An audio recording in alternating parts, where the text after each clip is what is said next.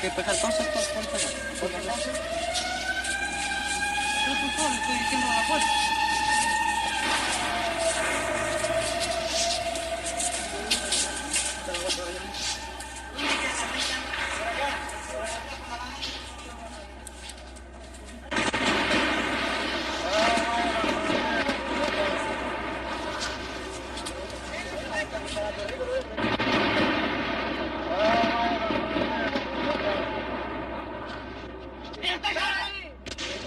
Santiago de Chile, 29 de junio de 1973.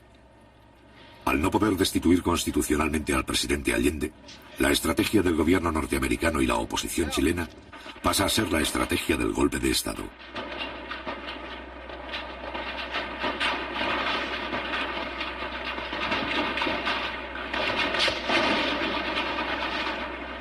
Después de su fracaso en las elecciones presidenciales de marzo de 1973, la oposición inicia la aplicación rigurosa de un plan insurreccional. El día 29 de junio, un sector del ejército precipita los acontecimientos. A las 9:10 de la mañana, un solo regimiento ataca el Palacio de Gobierno con 6 tanques y algunos vehículos de transporte.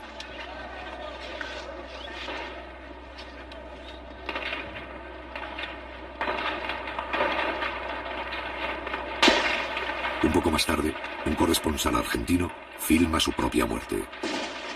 También registra, 2 meses antes del golpe final, la verdadera cara de un sector del ejército chileno.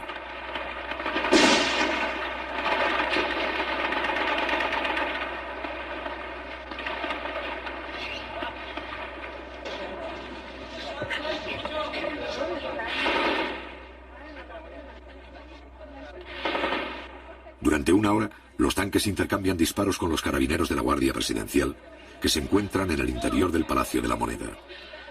En estos primeros instantes mueren 22 personas. El Parlamento, el Poder Judicial y los partidos opositores guardan silencio.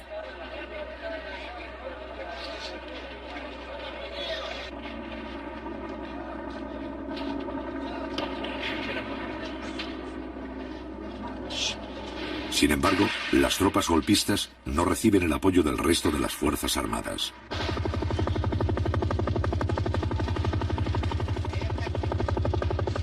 Tal vez considerando que todavía no hay condiciones para el éxito del alzamiento, el resto de la oficialidad no se suma a esta acción.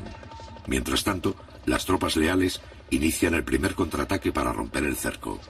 ¡Cuidado, cuidado, que sale aquí!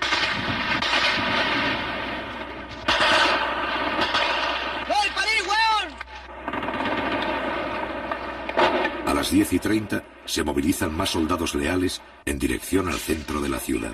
Avanzan por la carretera Panamericana Norte hacia la capital 10 vehículos de transportes de tropa del Regimiento de Infantería de la ciudad de San Felipe. La población civil debe guardar calma.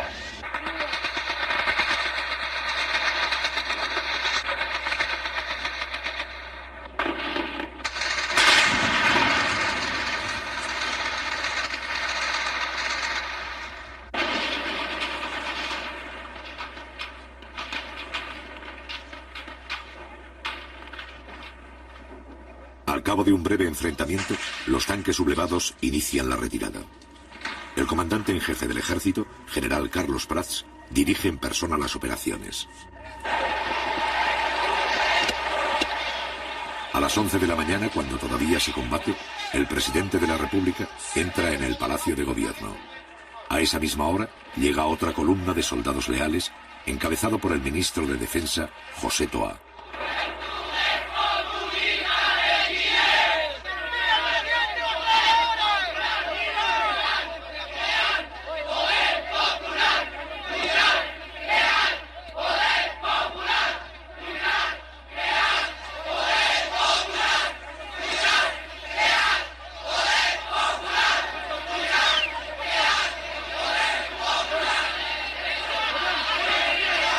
Si bien la situación empieza a controlarse, todavía hay algunas fuerzas que no se han rendido. En su retirada, los tanques siguen haciendo fuego. José Toá, ministro de Defensa, intenta infundir calma ante el peligro de un nuevo enfrentamiento. En esta acción es secundado por el general Pickering. Ministro, si no controlamos esta sienta que iba a quedar una masacre, oiga, por favor, a ver si usted me ayuda. Váyanse, hombre, váyanse. Váyanse, por favor, porque si no pueden morir algunos.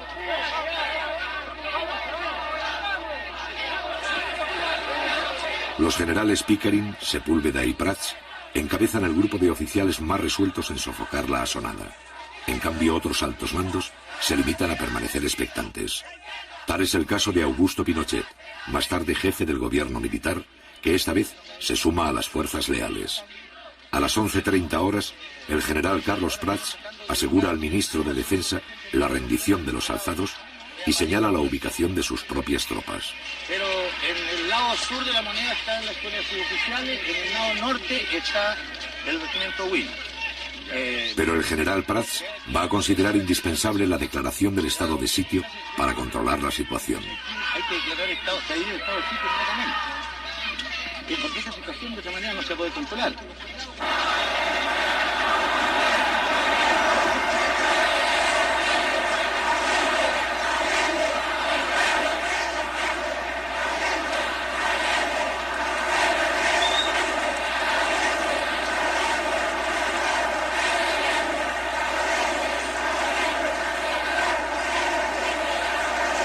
A las 12 del día, cuando ya está confirmada la derrota del alzamiento, el Partido Demócrata Cristiano manifiesta su apoyo al régimen constitucional.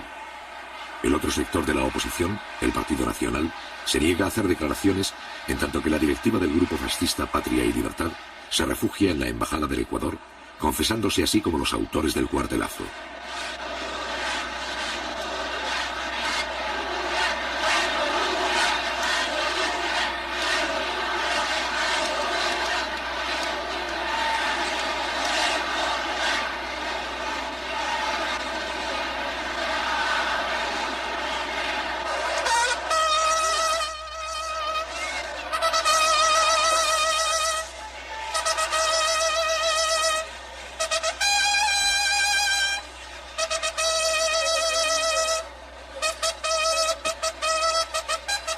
A las 6 de la tarde, la bandera presidencial es arriada por la guardia que ha defendido el palacio.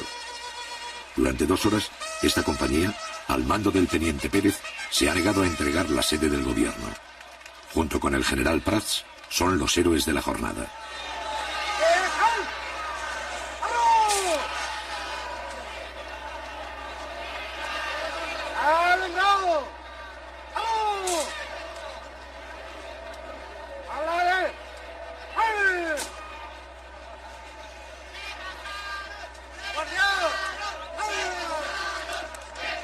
La facilidad con que se ha aplastado el conato de golpe abre muchas interrogantes.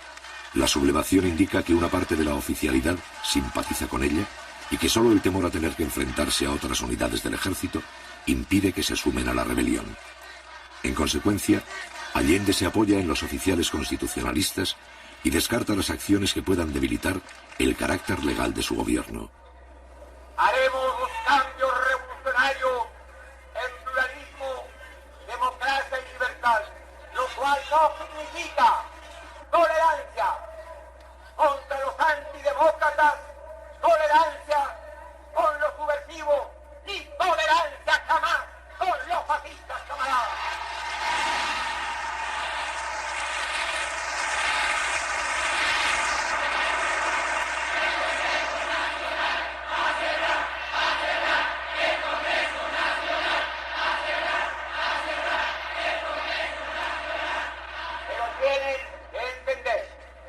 ¿Cuál es la real posición de este gobierno? No voy porque sería absurdo cerrar el Congreso. No lo voy a hacer.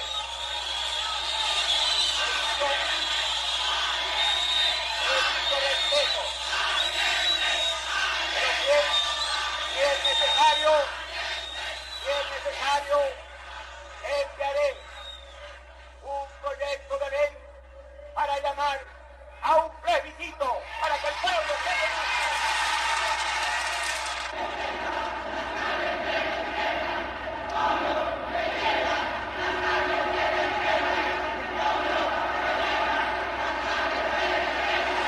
Al otro día, Allende solicita al Congreso la aplicación del estado de sitio. Mientras tanto, desde la mañana del 29 de junio, los trabajadores de izquierda asumen el control de fábricas, empresas, minas y centros agrícolas a lo largo de todo Chile.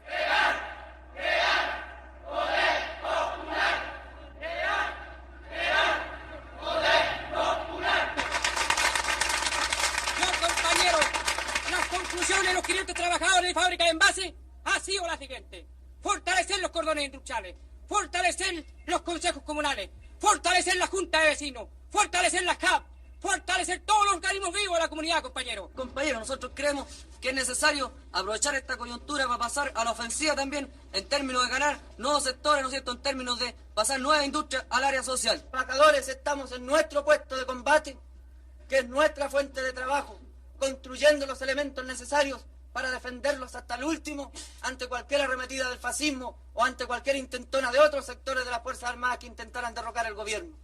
Nosotros creemos que debemos asegurar bien nuestro puesto de combate, que está en las industrias primero. Al mismo tiempo se fortalecen todas las formas de poder popular, en especial los cordones industriales. Cada cordón industrial es una agrupación de fábricas y empresas que coordinan las tareas de los trabajadores de una misma zona. En las principales ciudades del país se han constituido 31 cordones industriales, de los cuales 8 pertenecen a Santiago. Compañero, ¿a qué representa usted aquí? Cordón Macul, compañero.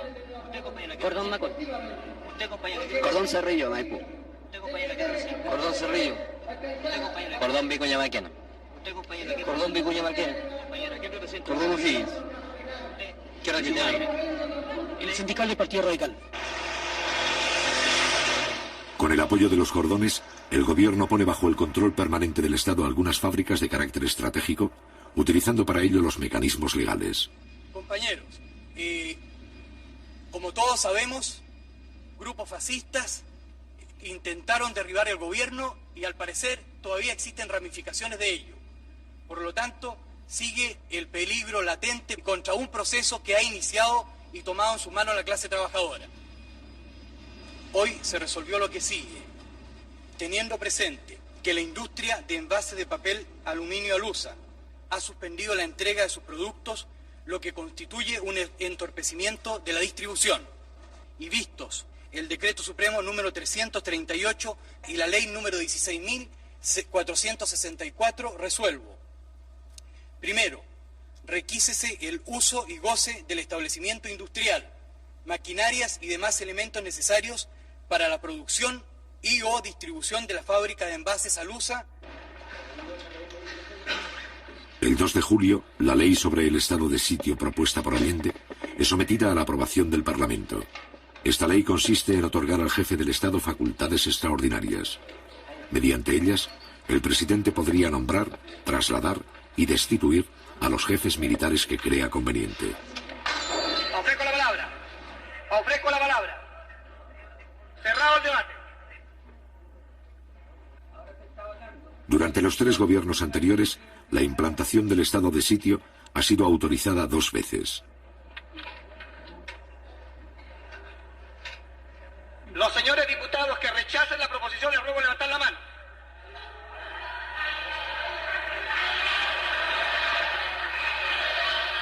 El estado de sitio, principal instrumento legal para afrontar una situación de emergencia, no es autorizado. Resultado de la votación. Por la afirmativa 52 votos, por la negativa 81. Queda rechazada la proposición formulada por el Ejecutivo. La iniciativa del Ejecutivo no consigue convencer al Parlamento. Los partidos opositores estiman injustificado conceder a Allende poderes especiales.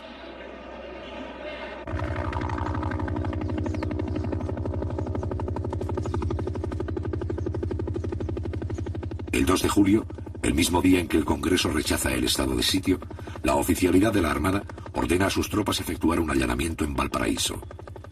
Un año antes, el Parlamento ha promulgado una ley de control de armas que faculta a los militares para efectuar registros en busca de armamento sin orden judicial ni autorización del gobierno.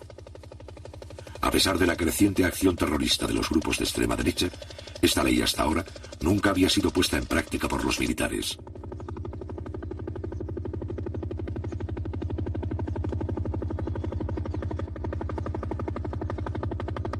allanamiento incluye el cerco de la industria, la detención temporal de los trabajadores y su posterior interrogatorio. Así, sin salirse de la legalidad, algunos oficiales comienzan a actuar contra los empleados y obreros de las fábricas. En este primer allanamiento no se encuentran armas. Chile está bajo la agresión del imperialismo norteamericano y un sector de la oligarquía que en octubre del 70 se unió a la ITT y a la CIA para derrocar a este gobierno, pretende repetir una intentona de esa naturaleza. Entonces la lucha en este momento tiene un carácter patriótico y nacional. Chile tiene pleno derecho a regirse de acuerdo con la voluntad de su pueblo. Al mismo tiempo, está en marcha un proceso de transformaciones sociales revolucionarias que tiene como finalidad abrir camino a una sociedad socialista. Frente a la amenaza de golpe de Estado, el Partido Comunista y un sector de la izquierda coinciden con las ideas del presidente Allende. Se trata de evitar un enfrentamiento armado en condiciones que se estiman desfavorables.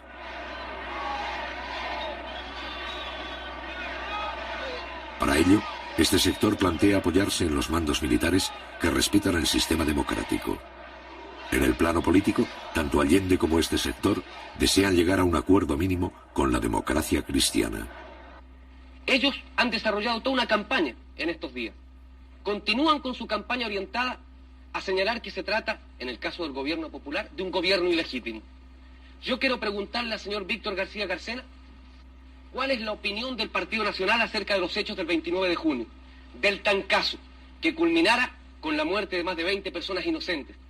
Yo quiero preguntarle cuál es su opinión, porque el diario La Tribuna, al día siguiente de este hecho, señalaba que se trataba de un show, porque la Radio Agricultura, durante los momentos en que se desarrollaba el intento faccioso, lanzaba, ¿no es cierto?, al aire consignas tales como: por fin ha llegado el día que tantos chilenos esperaban, por fin las Fuerzas Armadas se han decidido a enfrentar este gobierno totalitario, marxista y los otros epítetos que el partido del señor Víctor García Carcena coloca. Este es un delito político.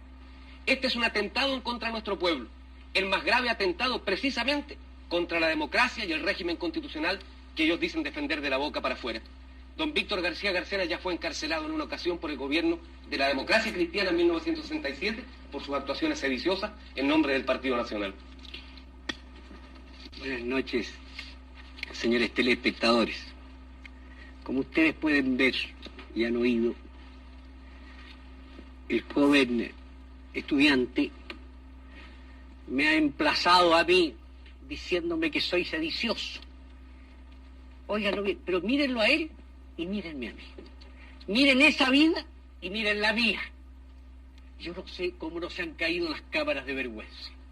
Esta es la pura verdad. El que dedicó su vida a la revolución, el que no ha hecho otra cosa, nada más que revolución, frente a un hombre que durante 35 años ejerció su profesión, que fue 25 años profesor de la universidad, que se ha ganado él su vida con su esfuerzo. El joven estudiante me emplaza y dice: miren al sedicioso. Es decir, simplemente, como es ridículo, voy a ir a otras cosas. No funciona el régimen sin virtudes republicanas. Ese es mi pensamiento. Todo el mundo lo conoce y así lo he practicado. Yo no condeno a los desesperados. Yo no condeno a la gente que hoy día, al pobre camionero pisoteado que toma una piedra. No condeno tampoco a la gente que reclama y que se alza.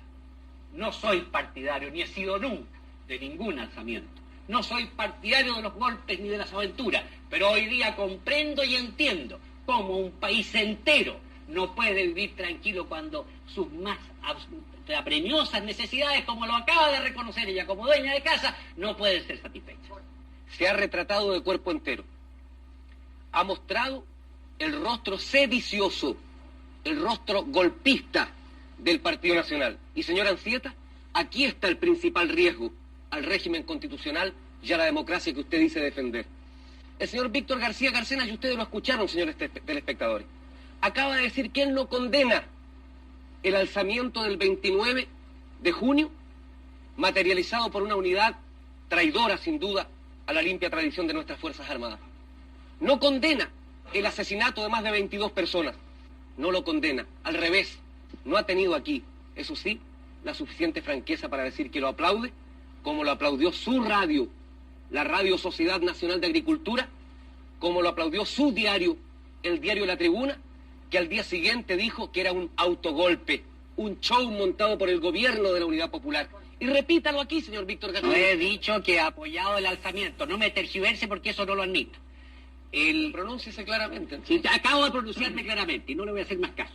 Quiero que explicarle a ustedes, señores telespectadores, que nuestro sistema es el sistema no de odio de clases, ni de lucha de nada. Es lo que se llama la integración nacional. Eso es lo que perseguimos.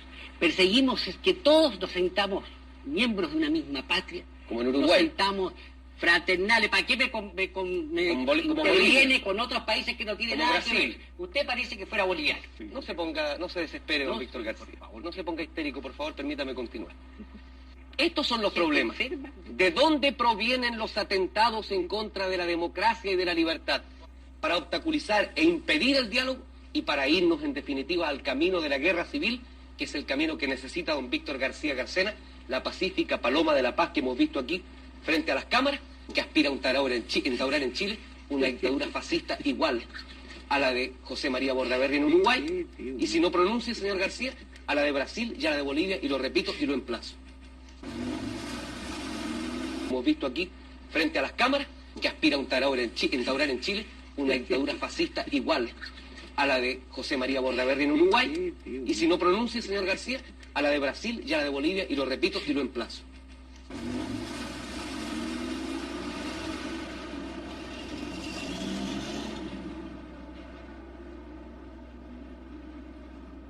El día 5 de julio, Salvador Allende forma un nuevo gabinete para acometer la crisis y crear condiciones favorables para un diálogo con la democracia cristiana.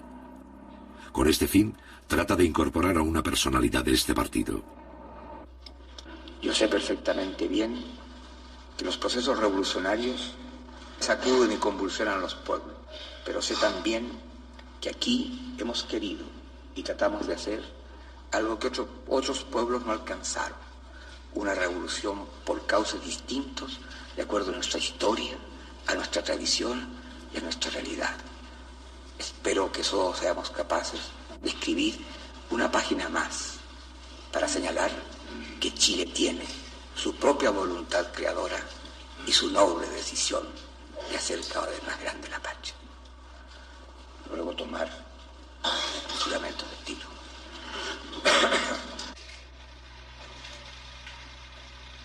Finalmente quiero agradecer que llamé al rector de la Universidad Católica, Fernando Castillo, y le pedí que formara parte del gabinete. Lamentablemente tenías compromisos que yo respetaba. Respeté entonces las razones y a pesar de muy buena disposición, no pude contar con la colaboración de Fernando Castillo. Sé sí que contará el país con su colaboración en cualquier circunstancia. He querido informarles plenamente de esto y además reiterar que tengo confianza en que superaremos las horas difíciles con el esfuerzo de todos. Muchas gracias.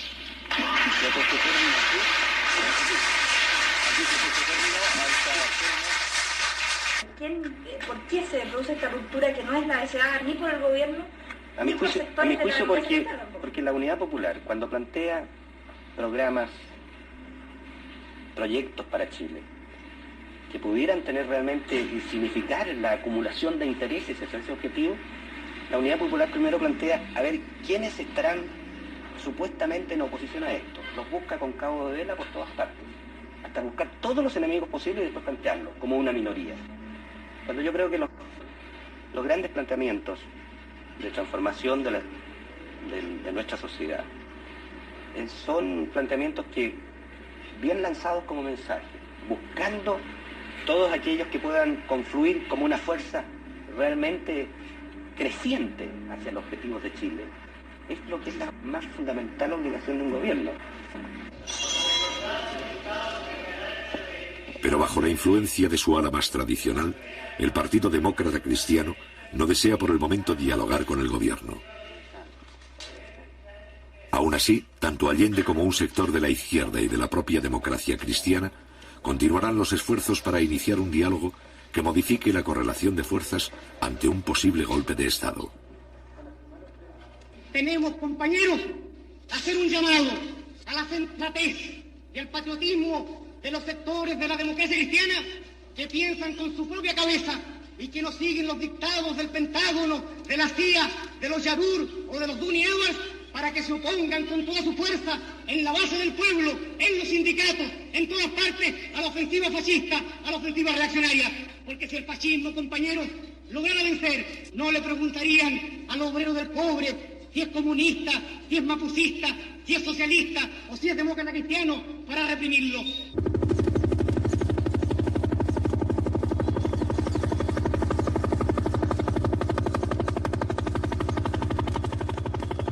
El día 8 de julio, la Infantería de Marina efectúa un allanamiento en Valparaíso.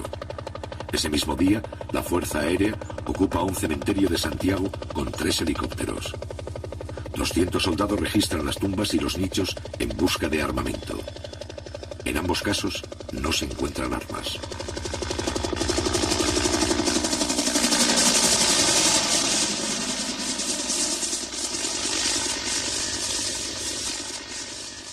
Ya es una cosa ya del otro mundo, se puede decir lo que están haciendo estos monitos.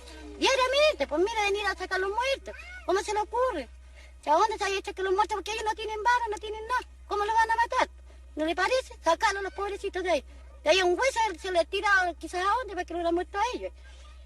Así que mañana pasado, en la misma noche, los mandan a aviones listos. Los matan a todos y como son indefensos, aquí nos quedamos. Pues. ¿Y habría que armar al pueblo entonces? Por supuesto, claro. Y eso es lo que tiene que hacer el gobierno. Y ya lo más pronto al gobierno, porque si no lo hacemos nosotros, imposible que...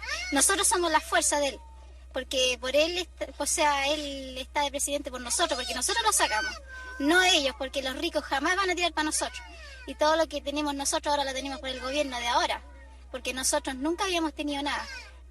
Así que, ¿cómo no va a estar agradecido uno del gobierno? Eso es lo que hay que hacerle entender a alguna gente que todavía está errada. Tienen su mente media extraviada y no me atrevo.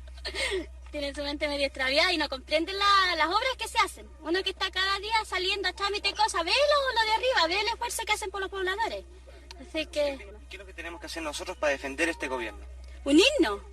En primer lugar... Si vienen con armas ellos, ¿cómo le respondemos? Tendríamos que también tener cómo defendernos. Yo creo que ese es el pensamiento de todos aquí. Al menos aquí nadie tiene un arma en este campamento, nadie. Y usted sabe que con mano, con palo no se puede hacer nada. Si vienen ellos con un arma de fuego no se puede hacer nada. Existen las organizaciones de defensa por parte de los trabajadores. Existen las brigadas que en un momento determinado pudieran moverse. Pero no existen los elementos populares para defender las industrias, ni existen los elementos populares siquiera para movilizar trabajadores en una franca disposición de combate o de lucha callejera contra algunos sectores militares o algunos sectores del fascismo provistos de esos elementos. ¡Milicia popular! ¡Milicia popular! El día 12 de julio, el Partido Socialista hace pública su posición frente a la amenaza de golpe. Los soldados, marinos, aviadores y carabineros no pueden prestarse en ningún momento y bajo ninguna circunstancia para asesinar trabajadores. Y llegado el caso de que algunos oficiales se alzaran, los oficiales, suboficiales, clase y soldados no tienen la obligación de prestarle obediencia. Aún más claro, no solo tienen el deber de negarse a acatar órdenes que signifiquen disparar contra el pueblo o participar en aventuras golpistas contra el gobierno o los trabajadores, sino que oponerse activamente a ellas. La burguesía debe estar clara que no puede actuar impunemente. A cada acción subversiva, a cada atentado contra Chile y su gobierno, los trabajadores responderán invariablemente utilizando todos los métodos y con todos los recursos que sea necesario. Nuestro partido piensa de que la toma de empresas, fábricas, fundos, es una respuesta legítima de la clase obrera y de los trabajadores a la actitud sediciosa y golpista de la derecha. Hemos dicho de que la reacción debe pensar cada uno de sus pasos. Sobre la posición del partido frente a estos allanamientos que hacen los militares de nuestra industria a la búsqueda de armas, que considero que es una forma ofensiva hacia la clase, porque considero que los trabajadores, si en algún momento se hubiesen armado, es para defender a su gobierno, el gobierno de los trabajadores. Entonces, usted como abogado y jurista, ¿cierto?, podría explicarnos cuándo es legal, ¿no es cierto?, y cuándo es ilegal. Porque aquí aparece una cosa. Nosotros apareceríamos en la ilegalidad tratando de defender al gobierno de los trabajadores, como trabajadores mismos, si tomásemos la precaución de adquirir algún armamento. Yo creo que el pueblo, para defender a su gobierno, debe recurrir a todos los medios de que disponga. El problema de las armas pasa a vincularse con el problema de la ocupación de empresas. Para un sector de la Unidad Popular, encabezado por los comunistas, la expropiación indiscriminada de fábricas constituye un error, pues debilita la imagen legal del gobierno. En cambio, para el otro sector, conducido por el Partido Socialista, la ocupación de industrias representa una forma útil de movilización que ayuda a preparar y organizar la lucha que se avecina.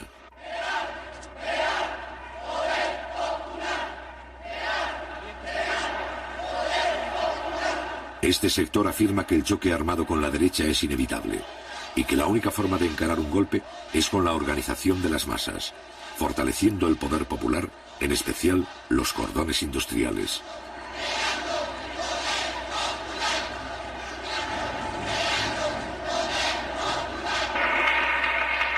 Hoy, compañeros, es tarea también para ponerle una muralla a los reaccionarios y salir adelante. La formación de los cordones industriales en todo el país. Se trata, compañeros, que los dirigentes sindicales nuestros tomen esa tarea como una tarea prioritaria de ellos, que se conecten compañeros de otras empresas, que en sus sindicatos planteen a los otros dirigentes la necesidad de vincularse con los compañeros de la otra cuadra, con los compañeros de más allá.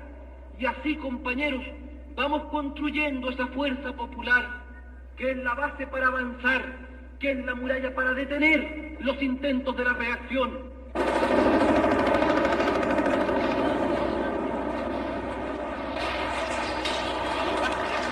El 19 de julio, el regimiento Arauco ocupa la central de trabajadores en la ciudad de Osorno. Al otro día, personal de la Marina realiza otro allanamiento en Concepción. En ambos casos no se encuentran armas. El 12 de julio, el movimiento de izquierda revolucionaria, MIR, desde fuera de la Unidad Popular, plantea sus posiciones. A lo largo y ancho del país se oye un solo grito que resuena en las fábricas, fundos, poblaciones y liceos, en los cuarteles del pueblo. El llamado a crear, fortalecer y multiplicar el poder popular, el poder de los comandos comunales, el poder de los obreros y los campesinos. Los revolucionarios y los trabajadores deben de inmediato extender las tomas de fábricas y fundos, multiplicar las tareas de defensa, impulsar el poder popular como gobierno local autónomo de los poderes del Estado. Los suboficiales y carabineros deberán desobedecer las órdenes de los oficiales golpistas. Y en ese caso, todas las formas de lucha se harán legítimas. Entonces, sí que será cierto que los trabajadores, con los soldados, los marineros, los carabineros, los suboficiales y los oficiales antigolpistas, tendrán el derecho a construir su propio ejército, el ejército del pueblo.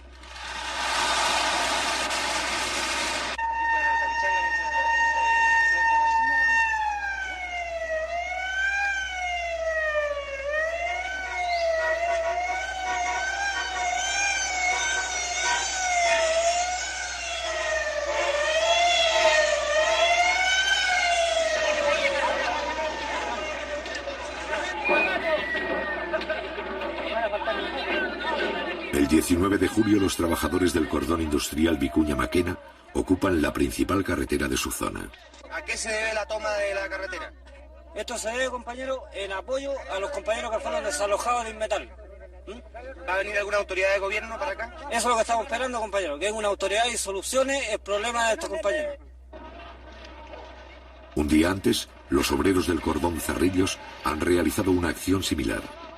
La protesta de este sector de trabajadores se dirige contra los intentos del gobierno de devolver algunas industrias para facilitar así un posible acuerdo mínimo con la democracia cristiana. Las contradicciones de la izquierda sobre la estrategia a seguir para detener el golpe estallan públicamente. A las 11:30, el prefecto de la policía ordena despejar el camino.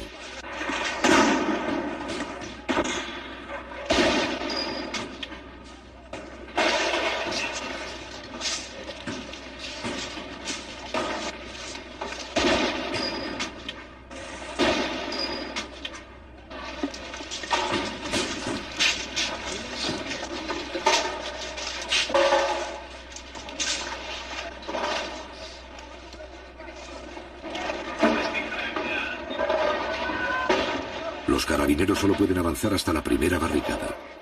Más allá, hay 4.000 obreros a lo largo de 7 kilómetros.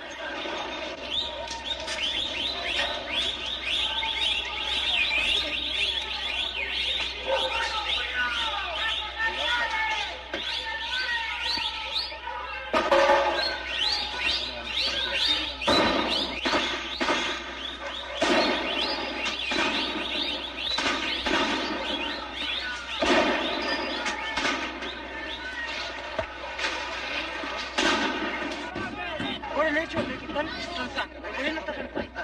¿Quieren devolver el preso? ¿Los carabineros los van a A las 11:45 llega el intendente de Santiago, funcionario de la Unidad Popular y máxima autoridad de la provincia. Su misión consiste en disolver el enfrentamiento. Después de escuchar a los obreros, el intendente Julio Estuardo anula las órdenes de las fuerzas antidisturbios.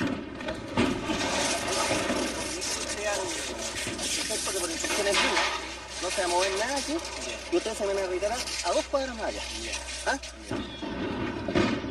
Así que retírense las fuerzas policiales. Ojalá más allá de Avenida Mata. ¿Ah? Y comuníquenle al prefecto que es una instrucción mía. Ya, gracias. La policía debe retirarse, pero el problema de las fábricas ocupadas va a seguir debatiéndose con la presencia de los delegados de la Central Única de Trabajadores. La CUT determinó una comisión que iba a ver los casos de las industrias que están hoy día en manos de los trabajadores.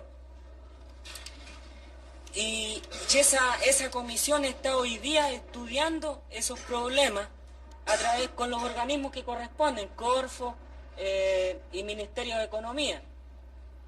Porque aquí hay que tener claro, compañeros, de que hay muchas industrias que no todas las que están tomadas, porque hoy día en Santiago hay una cantidad enorme de industrias tomadas, no todas van a poder ser pasadas al área social, por diferentes razones.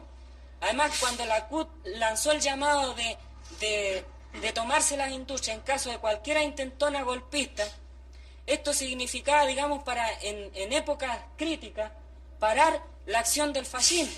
Pero en todo caso eso no significa de que indiscriminadamente todo tipo de industria va a pasar al área social, porque por allí también hay algunos problemas con industrias que están desfinanciadas totalmente y que el Estado, al hacerse cargo de ellas, en la práctica se hace cargo de callo, cuestión que no puede ser. De manera de que esto se ha estado discutiendo con los compañeros trabajadores afectados de las industrias respectivas. Como le digo, lo que queremos es una pronta decisión de la CUT, sea buena o mala, pero que sea una decisión para que esa no sea un anticuerpo en el seno de los trabajadores, compañeros. Nada más. El problema es que allí hay otras cuestiones de fondo. Esas empresas, por ejemplo, de capitales suizos, ¿qué pasa? De que hay un problema de relaciones internacionales allí. Ahora, ¿pero qué tiene que ver las relaciones internacionales con los problemas de los trabajadores?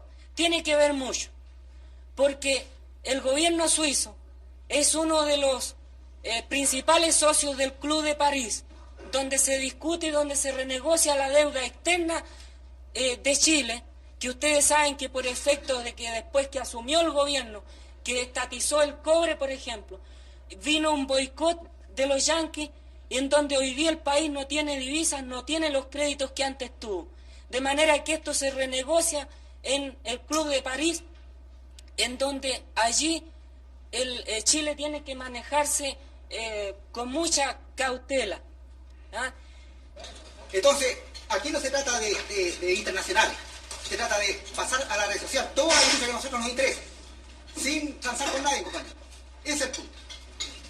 Porque estas cosas, compañero, que usted está explicando en el ámbito internacional, es indudable que los trabajadores en general no lo van a comprender. Si usted no le da unas razones más criollas y con palabras en que todos las entendamos, los compañeros en este caso pueden pasar por sobre los dirigentes que están en la Central Única de Trabajadores. ¿Me puedo responder también a eso? O sea, también hay respuestas, si pudiéramos decir, más criollas, más chilenas. Porque hoy día, ustedes saben, compañeros, de que nosotros, la clase obrera, a través de este gobierno hemos ganado una parte del poder, pero no hemos ganado todo el poder. La reacción busca de que las fuerzas del orden, ya sean carabineros o militares, se enfrenten a los trabajadores a través de esa lucha que plantea el compañero y no obedecen a la dirección central aquí. Se toman justicia por sus manos y se enfrentan a los carabineros, se enfrentan a los milicos y después entonces se acusa al gobierno de que aquí hay indisciplina, de que no hay autoridad y estamos a un paso de que se acuse constitucionalmente al presidente de la República, porque eso es lo que quieren. Pero nosotros, compañeros, también tenemos la película bien clara. Se nos pidió organización, que nos organizáramos los obreros, que entráramos a formar los cordones y comenzáramos a organizarnos en todos los frentes. Nos hemos organizado, compañeros, en los frentes poblacionales. Nos hemos organizado en los frentes obreros, en los sindicatos. Nos hemos también organizado en los cordones. Y aún seguimos con la misma cantinela, pues, compañeros, de que no es el momento y de que hay un poder legislativo y hay un poder judicial. Se nos pidió que nos organizáramos desde un comienzo, desde la población hasta el nivel más alto. Y hasta el momento nos hemos organizado, pues, compañeros, y seguimos aún diciendo, el compañero presidente nos sigue pidiendo a nosotros que tengamos calma, que sigamos actuando en esta forma y sigamos organizándonos. ¿Pero para qué? ¿Cuál es el miedo, compañeros, de llegar a presentarnos los obreros en un paro general?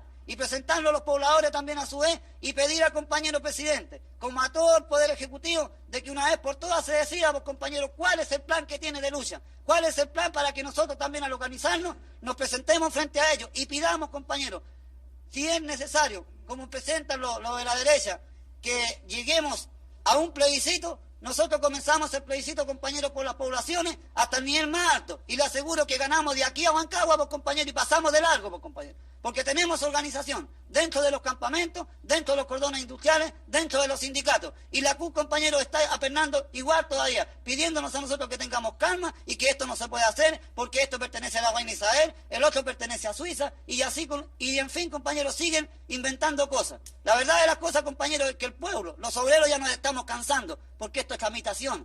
Y estamos luchando contra la burocracia y dentro de nosotros mismos, dentro de nuestras propias defensas, de nuestros propios sindicatos, dentro de nuestro propio poder, compañero, como es el CUB, sigue aún la burocracia, pues, compañero. ¿Hasta cuándo? Yo quiero que insultarle a usted, compañero. ¿No tiene usted confianza en el poder popular, compañero? ¿No tiene confianza la CUB en los obreros que hemos ido al frente en el día viernes cuando nos presentamos frente al compañero Allende a gritar y apoyarnos en todo sentido? ¿No tiene confianza el presidente en las organizaciones que nos ha hecho formar? ¿No tiene confianza, compañeros, los diputados apernados que están arriba y que no quieren hacer nada, compañeros? ¿No tienen confianza los senadores, compañeros, que en vez de alegar una causa que nosotros, los obreros, los hemos puesto para que aleguen, para que luchen por nosotros, cuando se levantan los señores de la derecha, lo único que hacen es levantarse el asiento y mandarse a cambiar, pues, compañeros? Ya está bueno de todas estas cosas. Por algo nos hemos organizado y por algo nos estamos reuniendo en esta noche aquí, pues, compañeros, para pedir que si las cosas están en la área social, bueno, tratemos de hacerlas llegar, pues. Las que no sirven, pues, compañeros, dejémoselas a eso, a los derechistas, pues, compañeros. Dejémoselas a los momios. Si no, el gobierno no se puede hacer cargo de esos cachos, que se hagan cargo ellos de esos cachos y nosotros sigamos, pues, compañeros, luchando. Vaya usted, pues, compañero, a ir a La Vega, cómo están todas las cosas en el mercado negro y los compañeros nos siguen pidiendo que tengamos calma. ¿Hasta cuándo, pues, compañero? Si esto ya se está pasando de castaño oscuro.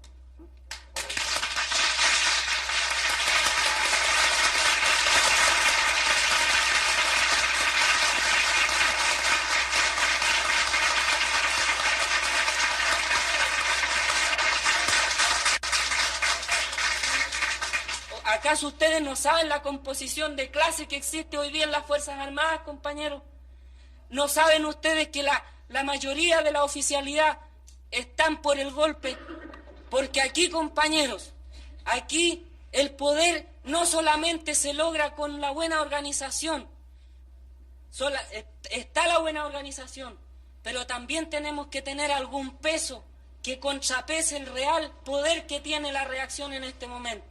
Y por eso que estamos hablando en la Central Única de los comités de protección. ¿Y qué es lo que son los comités de protección? Comités de protección de las industrias, de la producción, y también comités de protección para la guerra, pues, compañeros. Son cuestiones que no se pueden hablar así y de entrar a dar detalles porque no podemos caer en esos errores. Pero aquí tenemos que prepararnos los trabajadores para entrar al combate en todos los terrenos. Y en esa pelea está hoy día la CUT. Que hayan deficiencias, yo las acepto, compañeros. Pero el problema surge cuando quieren existir organizaciones con cierta dirección paralela al organismo de los trabajadores. Y es por allí donde va mal la cosa. Y por eso, compañeros, es que yo reconozco de que aquí hay muchos compañeros que plantean cuestiones no malintencionadas, pero que son cosas que hay que discutirlas más profundamente, compañeros. No se puede gratuitamente catalogar a tal o cual organización, a tal o cual dirigente, de tal o cual defecto. Porque yo creo que las organizaciones las integramos todos. Y todos tenemos algún grado de responsabilidad. Y ustedes tienen su organización, pues, compañeros, para plantear este tipo de problemas. Y estamos de acuerdo de que aquí hay que buscar las salidas correspondientes a los problemas que hoy día están planteados. Pero no nos olvidemos, compañeros, de que aquí hay un gobierno que está presidido por el compañero Allende y que tenemos que obedecer a esa dirección, que hay un organismo que son los trabajadores y que hay organismos que son los partidos de la clase que también entregan orientación, pues, compañeros.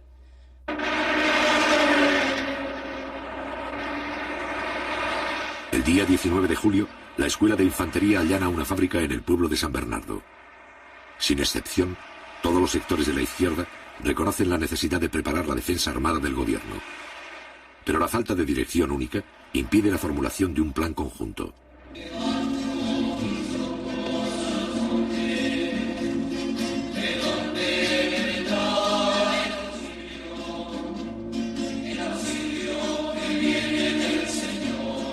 El 20 de julio, en vista de la creciente ola de violencia, la Iglesia Católica lanza públicamente un llamado en favor del entendimiento pacífico.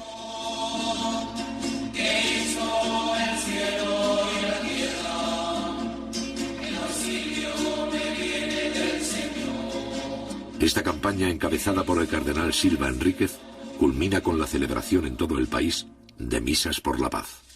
Por los representantes del pueblo que ejercen los poderes públicos del Estado, que su competencia, acentuada por la sabiduría y la prudencia que vienen de Dios, los haga estar siempre al servicio de la patria para auténtico bien de las comunidades. Roguemos al Señor. Por los ciudadanos de nuestra patria, para que en la diversidad de opiniones y preferencias, Dios ilumine nuestras conciencias, apacigüe las pasiones, domine los rencores partidistas, de modo que prevalezca el bien común de los chilenos. Roguemos al Señor.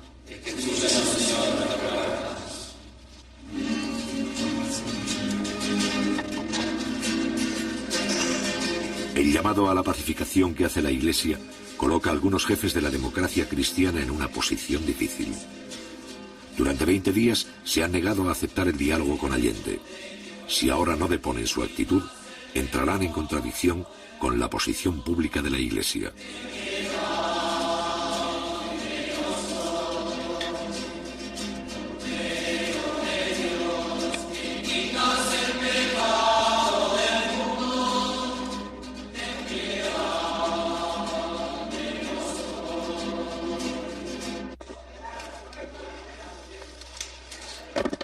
Días después, Patricio Aylwin, más tarde presidente de Chile, y Osvaldo Holguín, jefes máximos de la democracia cristiana, llegan al Palacio de Gobierno para entrevistarse con el primer mandatario.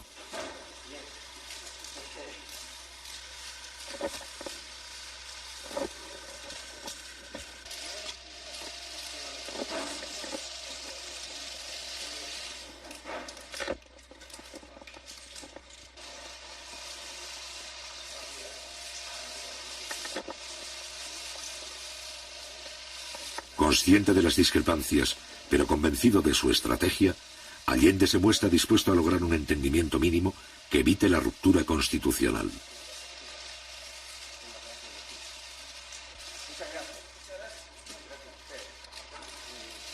La posibilidad de un cierto acuerdo entre Allende y la cúpula demócrata cristiana causa una profunda inquietud entre los adversarios más irreconciliables del gobierno.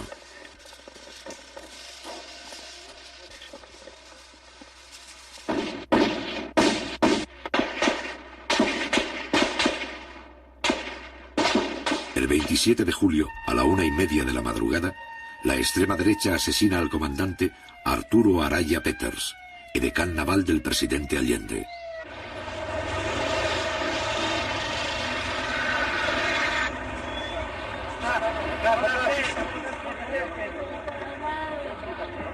La violencia alcanza a un oficial directamente vinculado al presidente de la República, justo en el momento en que la democracia cristiana acepta dialogar con Allende.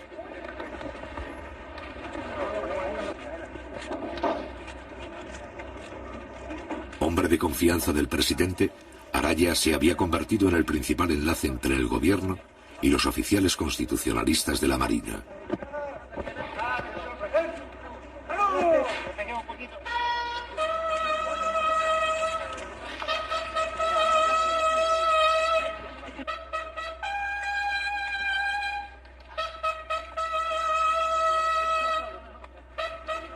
El mismo día 27, los restos del edecán se llevan al Palacio de la Moneda. Posteriormente se trasladan a Valparaíso, para ser enterrados con honores militares.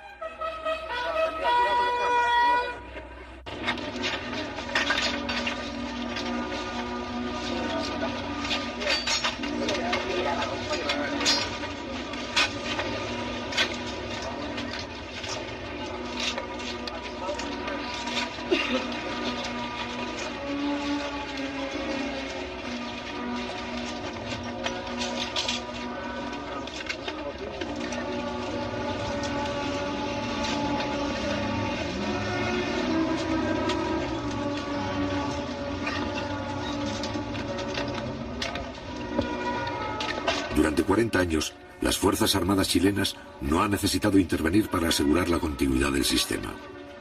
Sin embargo, a mediados de 1973, cuando el régimen corre peligro de ser sobrepasado por el proceso revolucionario, la mayoría de los oficiales parece dispuesta a intervenir.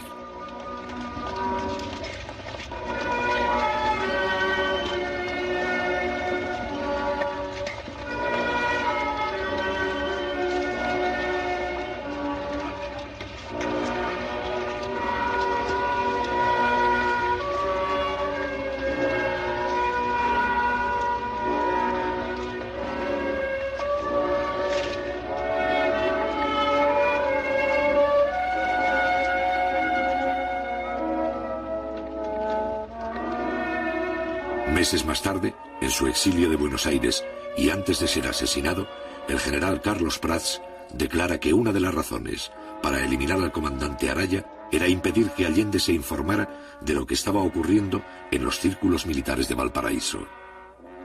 Es aquí donde un sector de la oficialidad empieza a planificar el golpe de Estado con la asesoría del gobierno norteamericano.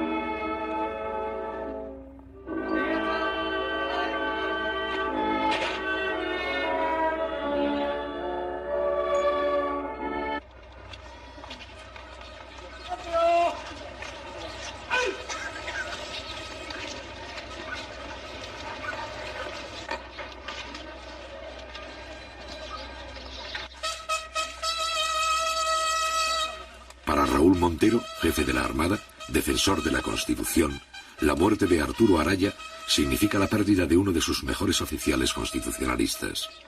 Para Allende, este es uno de los peores momentos que debe afrontar durante su mandato.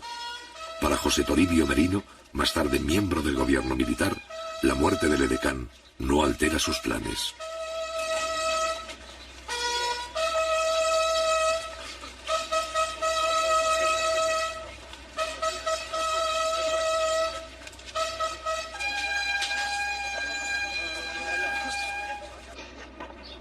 Han despedido los restos del comandante Arturo Araya Peters, el señor comandante en jefe de la Armada Nacional, almirante Raúl Montero Cornejo, y también el que fue su compañero de curso, capitán de navío Guillermo Aldonay Canza. Aquí en el Camposanto del Cerro Cárcel rinden honores 2 secciones de la Escuela de Submarinos y la banda de la Escuela de Armamentos. Brillante fue la trayectoria por las filas de la Armada del comandante y capitán de navío Arturo Araya Peters, Su Excelencia el Presidente de la República, doctor Salvador Allende, ministros de Estado, los jefes de las Fuerzas Armadas.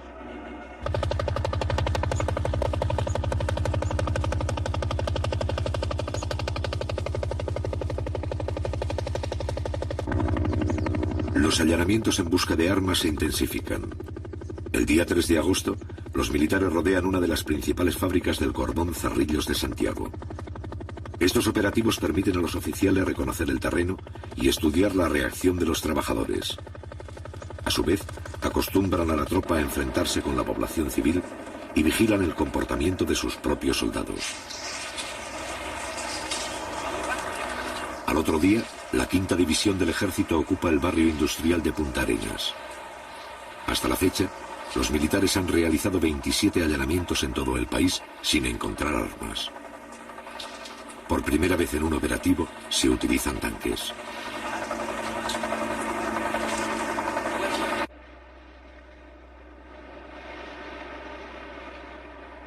Durante esta semana, los empresarios del transporte declaran un paro por tiempo indefinido. Con esta huelga, la extrema derecha desea precipitar el caos económico y sabotear el diálogo del jefe de Estado con la democracia cristiana. Los empresarios concentran sus vehículos en determinados puntos estratégicos para dar la impresión de fuerza y mantener la cohesión interna.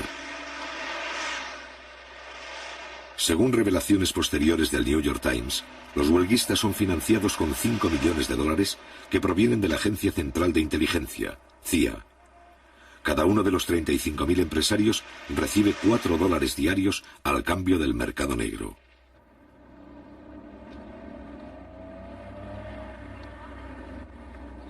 Mientras tanto, en los jardines del Congreso, tal como sucedió con la huelga del cobre, las mujeres de los camioneros recolectan dinero y víveres entre la población. El día 31 de julio, el gobierno decreta la reanudación legal de faenas y envía tractores para remolcar los vehículos paralizados hasta Santiago. Sin embargo, los empresarios se oponen por la fuerza y acusan al gobierno de atentar contra la propiedad privada. Estos hechos son filmados por el Canal 13 de televisión, que simpatiza con la huelga. Días más tarde, el Parlamento, en combinación con los periodistas de la oposición, transforman el incidente en un escándalo. El Congreso pide al Canal 13 que vuelva a emitir su versión filmada de los hechos como elemento de juicio para los señores parlamentarios.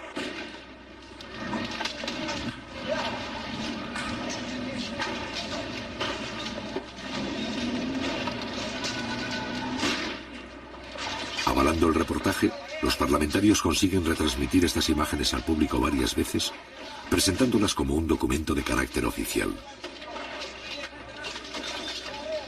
Esto pone de manifiesto el poder de la oposición en los medios informativos, así como la libertad de expresión que tolera el gobierno. El bloque opositor controla el Canal 13, primera sintonía de Santiago, así como el 75% de las radios y el 70% de la prensa escrita. En este caso, la incautación de los camiones sirve para alimentar una campaña de desprestigio gubernamental.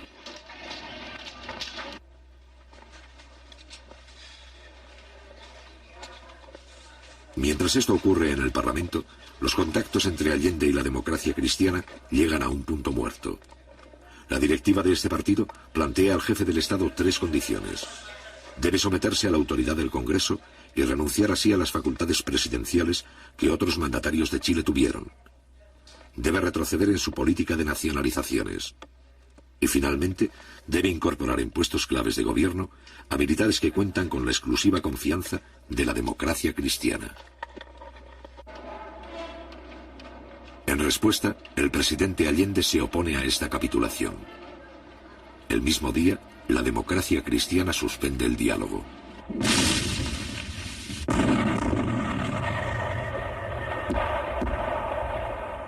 Interrumpido el diálogo, toda la oposición se suma a la escalada antigubernamental. Durante julio y agosto, los grupos terroristas, entrenados por los servicios de inteligencia norteamericanos, realizan 250 atentados con dinamita y bombas incendiarias. Ante el creciente vacío de autoridad, Allende logra el apoyo de los comandantes en jefe de las Fuerzas Armadas y consigue que los militares acepten compartir responsabilidades frente a la situación. Un país no puede vivir sometido a la amenaza de desalmado. Las calles de Santiago fueron sembradas ayer por publicaciones como esta. Ahí habría que preguntarse quién las paga, dónde se imprimen, cuáles son las empresas que se prestan para que se atente contra la vida nacional, contra el gobierno, contra el país. 8 medidas para derrocar al gobierno. Con esa impudicia se está actuando.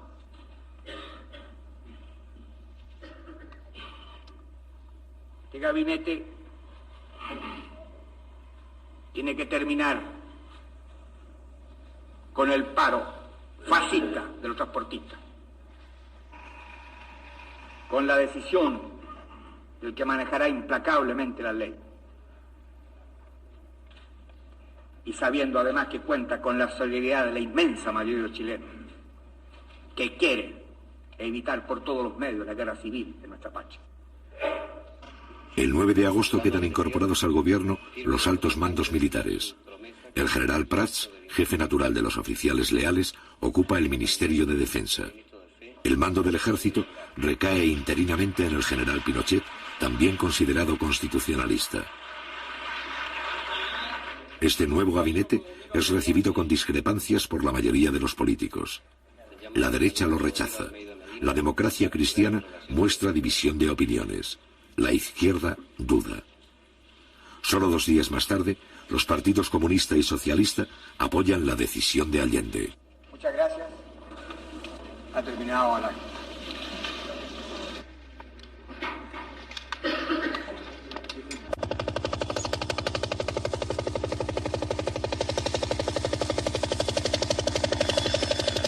El 11 de agosto se realiza la primera gestión del gabinete cívico-militar para requisar camiones. Sin embargo, las iniciativas de los altos mandos chocan con la mayoría de los oficiales que miran con simpatías el paro y se muestran hostiles para sancionar a los huelguistas. Esto pone en evidencia que una parte del aparato militar también está implicado en la ofensiva contra el gobierno. Según revelaciones posteriores de la prensa norteamericana, William Colby, exdirector de la CIA, nunca desmintió el apoyo de su cuerpo en la preparación y sostenimiento económico de la huelga, al ser interrogado por la Cámara de Representantes en Washington en octubre de 1973.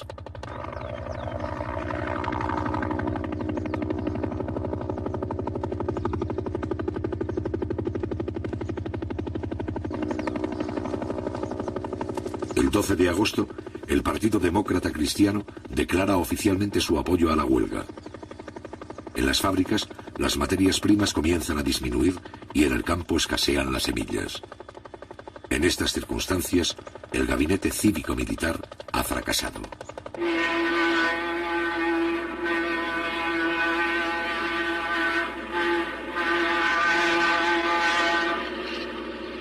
Pero la respuesta popular frente a la huelga continúa. El gobierno y sus partidarios movilizan brigadas para llevar los productos a los centros de distribución. Ante el cierre del comercio, una parte de la población apoya las juntas de abastecimiento y fortalece los llamados almacenes populares. Cada almacén popular está formado por los vecinos de un sector que compra los alimentos directamente al Estado y los vende a precio de costo. En poco tiempo, la mitad de Santiago se beneficia con el abastecimiento directo.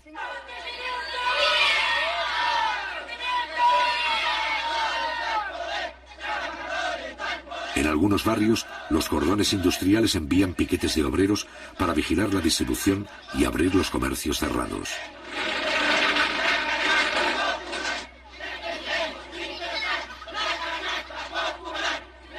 En este momento y por primera vez, el poder popular se adelanta a la policía en el mantenimiento del orden público y el control de los comerciantes. Tenga la bondad de retirarse los niños. Porque este no es un paro de obreros, este es un paro de empresarios de camiones. Yo no creo que haya un obrero ahí que tenga un camión que esté paralizado. Los que están paralizados, los que tienen flotas de camiones. Y esos son los que están manteniendo esta huelga inútil. Este paro es netamente político.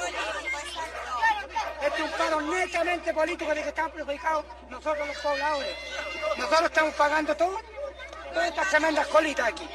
Si la cuestión de los camiones se ponen a trabajar, se termina esta cuestión de cola.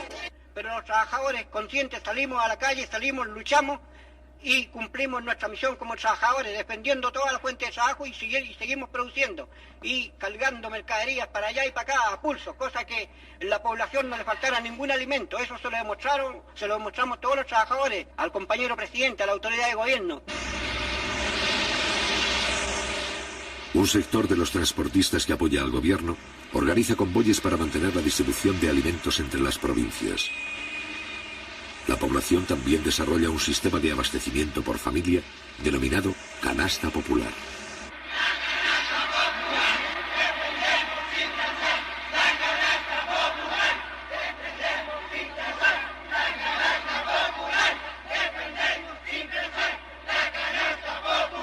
¿Qué opina usted de la actitud del gobierno frente a la crisis que estamos viviendo? La actitud del gobierno, compañero, tiene que muñequear, porque si usted fuera gobierno tendría que hacer lo mismo, compañero. Porque el gobierno tiene que bailar en la cuerda floja muchas veces. Yo creo, compañero, no es culpa del gobierno. Para mí, como socialista marxista del año 32, a esta parte, compañero, porque yo estuve en la pelea en la República Socialista, a Mamaduque Groves, compañero, y a otro, después que cayó en un error el compañero Groves. Cuando el pueblo le pedía las armas, compañero, y él siendo militar no las entregó, compañero. Claro que habría sido, compañero, una matanza incontrolada, compañero, porque allí quizás que habría pasado, porque si ahora mismo, compañero, a nosotros nos falta mucho, digo yo, de tener un buen frente, que lo tenemos en todas las poblaciones. Tenemos organización antifascista, compañero, y comités de defensa, pero nos falta un poquitito de coordinación provincial y nacional, compañero, para actuar en un solo frente. Porque que no los vaya a pasar aquí si viene el enfrentamiento como pasó en España, compañero, que por la división de algunos partidos, compañero, y los anarcos sindicalistas por un lado, los socialistas por otro, y se montó el fascismo de Franco, compañero, en el poder. Mientras tanto, en Valparaíso, un grupo de la marinería detecta la conspiración naval e informa a varios jefes de la izquierda. Esta acción es descubierta por los altos mandos y los marinos son acusados de amotinamiento, encarcelados y sometidos a tortura.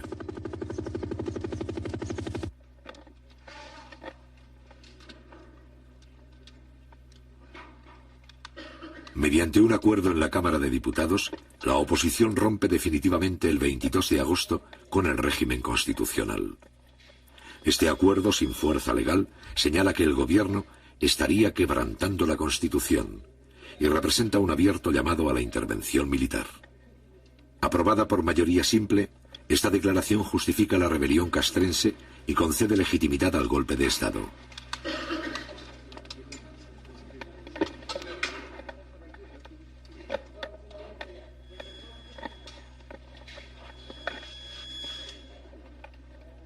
A partir de ese momento, los hechos se precipitan.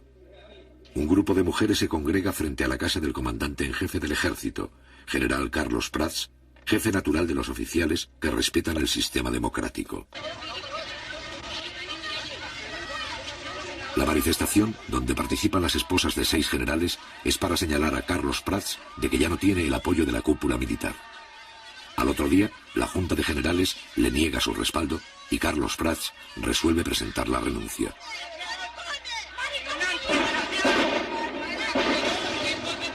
También renuncian los generales Pickering y Sepúlveda, los principales mandos leales.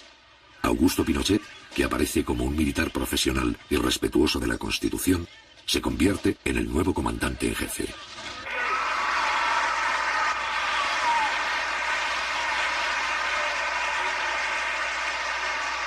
Mientras la conspiración avanza, la oposición civil inicia la última ofensiva.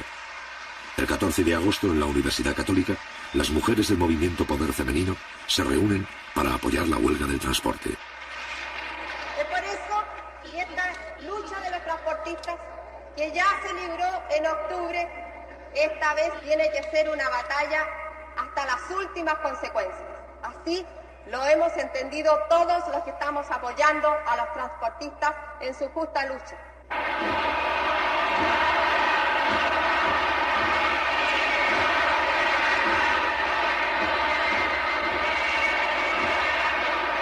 Días más tarde, los adversarios del gobierno piden la renuncia del propio jefe de Estado.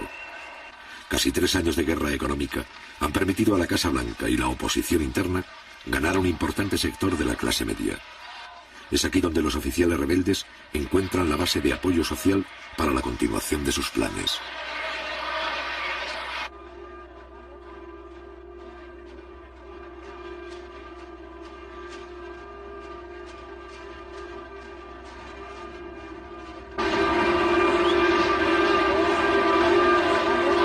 El día 4 de septiembre se cumple el 3er aniversario del triunfo electoral de Salvador Allende.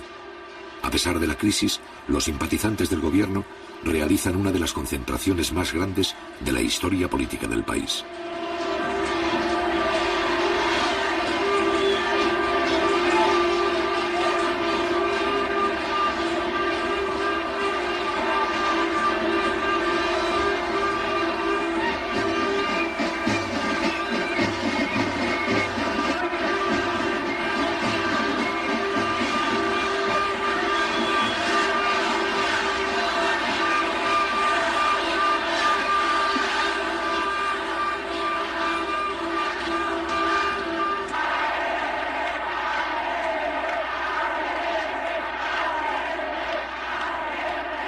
A partir de las 5 de la tarde, más de 800.000 personas desfilan ante el presidente de la República.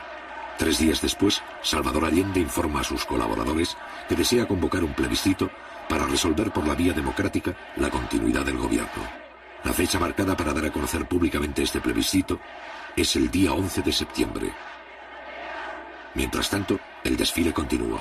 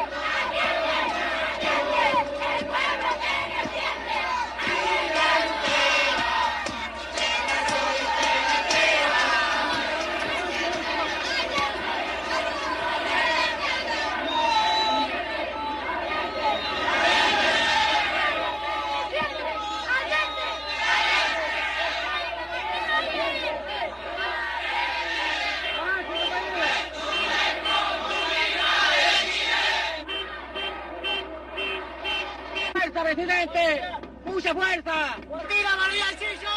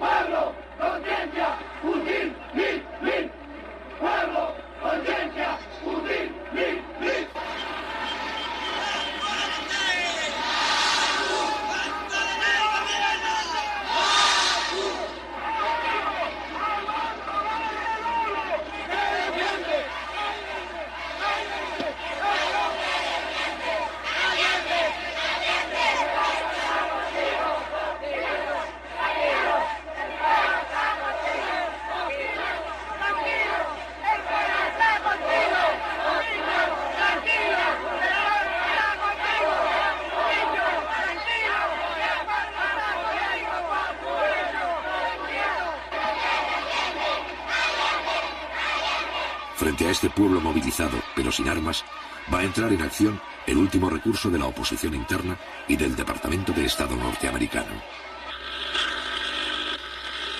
Les habla el presidente de la República, desde el Palacio de la Moneda.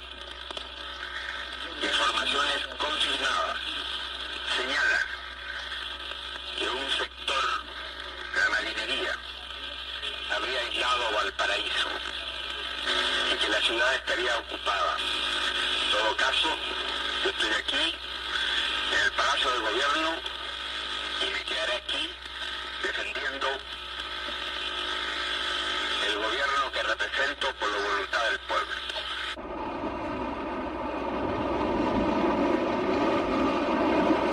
El 11 de septiembre, la Armada desencadena el golpe de Estado en el puerto de Valparaíso.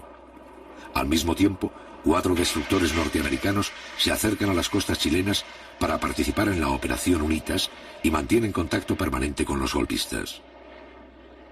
A las 7:30, el presidente Allende ha llegado al Palacio de la Moneda para impartir las primeras instrucciones. La situación es crítica al no existir un plan conjunto para la defensa armada del gobierno. Durante la madrugada, la mayoría de los oficiales constitucionalistas han sido neutralizados. A las 8 de la mañana, algunos aparatos de la Fuerza Aérea empiezan a sobrevolar la capital. A las 8:20, los jefes de la sublevación exigen la renuncia del jefe de Estado y le ofrecen un avión para que abandone el país. A las 9:15, el presidente constitucional se prepara para combatir y habla nuevamente por radio. La Fuerza Aérea ha bombardeado las torres de Radio Portales y Radio Corporación. Ante estos hechos, solo me cabe decirle a los trabajadores, yo no voy a renunciar. Colocado en un tránsito histórico, pagaré con mi vida la lealtad del pueblo.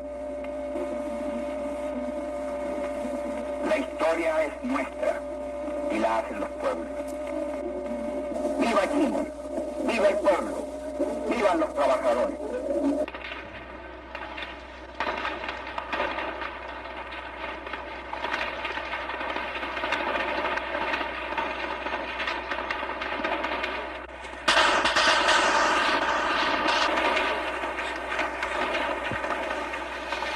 Al cabo de algunas horas de resistencia, los militares envían a Salvador Allende un ultimátum. Si no se rinde, la aviación iniciará el bombardeo. Ante estos hechos, el primer mandatario deja en libertad de acción a la guardia del palacio, quienes hacen abandono del edificio. Junto al presidente Allende, que rechaza la rendición, permanecen 40 combatientes civiles dispuestos a enfrentar el ataque.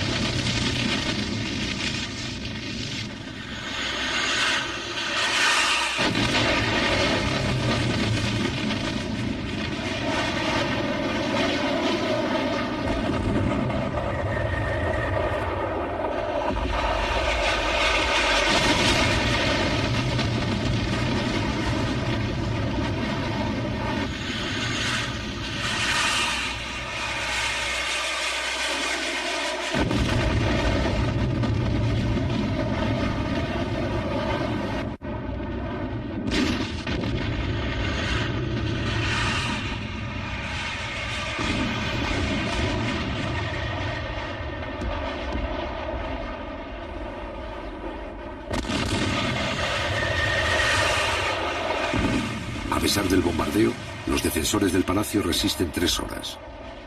Al mismo tiempo, se producen pequeños combates en varios lugares de Santiago y provincias. A las 2:15 de la tarde, el presidente Allende muere en La Moneda. A las 9 de la noche, los jefes de la sublevación se presentan públicamente al país. Las Fuerzas Armadas y de Orden han actuado en el día de hoy solo bajo la inspiración patriótica de sacar al país del caos que en forma aguda lo estaba precipitando el gobierno marxista de Salvador Allende. La Junta mantendrá el poder judicial y la asesoría de la Contraloría. Las cámaras quedarán en receso hasta nueva orden. Eso es todo.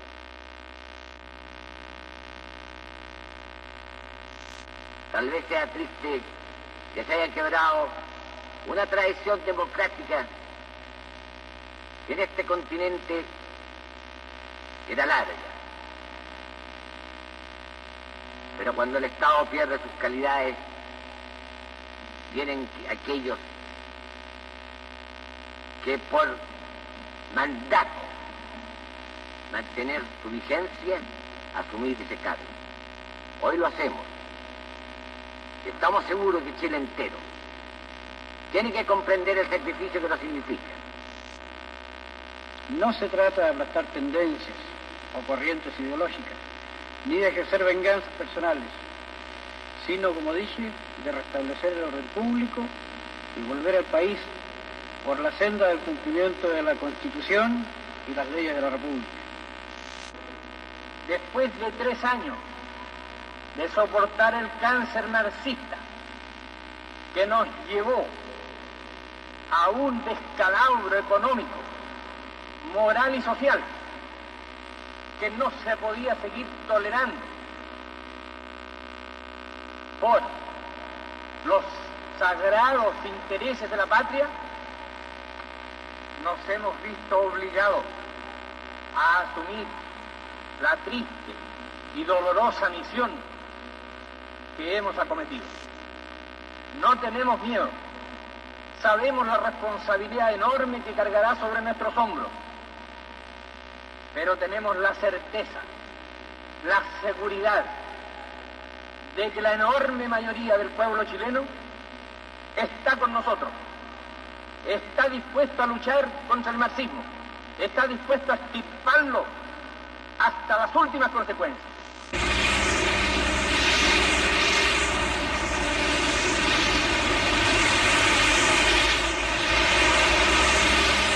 A partir del 11 de septiembre, todos los recursos del ejército chileno son utilizados para reprimir el movimiento popular con la complacencia del gobierno norteamericano.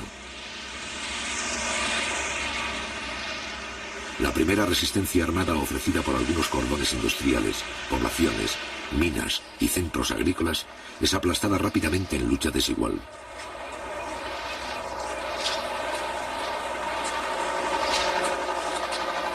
Cientos de personas pierden la vida y los principales campos deportivos se convierten en campos de concentración. La democracia representativa más larga de la historia de América Latina ha dejado de existir.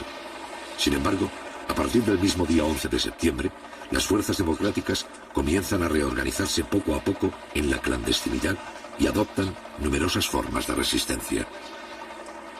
La batalla de Chile no ha terminado.